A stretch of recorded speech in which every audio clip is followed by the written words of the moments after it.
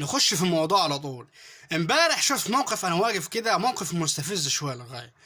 واحد شكله الله اعلم الله اعلم، انا ما عنديش يعني خلفيه عنه، بس حاسس كده يعني جايب حلاوه، لا ذكر اسم المحل، حلاوه ما انا حلاوه كده وحلويات، ورايح وداخل الشارع، فقابل اتنين في الشارع فسلم عليه.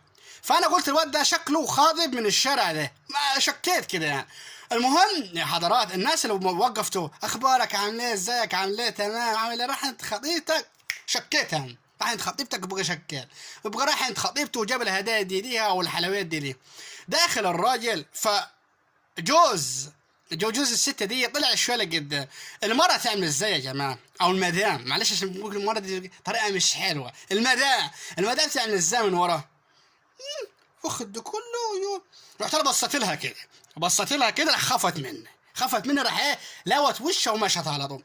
راح سألت جوزها في الطريق، انا سامعها كده لسه ما كملش خطوه، سامعها بتقول له يو ده جايب هدايا انا عارفه لخطيبته. طب انت مالك يا برا معدك دم؟ بقيتوا تخشوا في تفاصيل وتخوضوا في تفاصيل مش بتاعتكم ليه؟ ما بخليكي في حال، وادخل بقى جاب حته حلاوه عينها على الكاد لا ذكر المحل وطلع بها فوق عشان خطيبته يرضيه.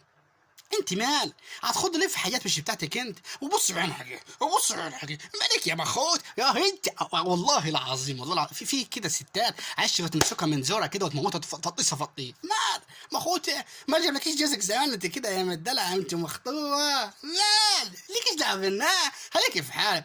الحاجات دي يا جماعه عيب قوي يعني، انت كبيره ومعاك 3 4 عيال خلاص لسه بتلدي في الكين ياكي وجع بطنك يا وجع بطنك، خليكي في حالك ومالكيش دعوه بحد ماشي.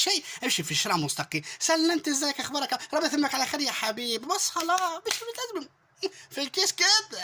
عيب يا ماما عيب.